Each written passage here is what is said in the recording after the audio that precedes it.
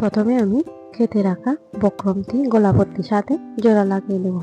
আমি এটি গোল গলা সেলাই করতেছি।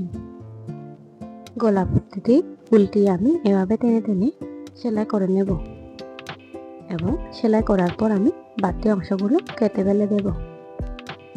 এবার আমি সুন্দর একটি লেস দিয়ে গলাপট্টিতে সেলাই করে নেব। আমি লেসটি গলাতে না বসিয়ে প্রথমে গলাপট্টিতে সেলাই করে নেব। লেসটি আমি বক্রমের সাথে যেন জোড়া না লাগে সেদিকে খেয়াল রেখে কাপড়ের সাথে সেলাই করে নেব। এবার আমি গলাপট্টিটি ভালোভাবে জামার সাথে বসিয়ে সেলাই করে নেব।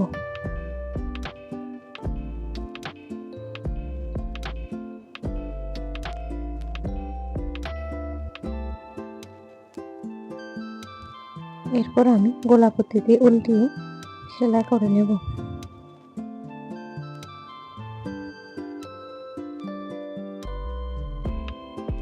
দেখুন কত সুন্দর লাগছে কোন গলাটি লেস দিয়ে সেলাই করার পর।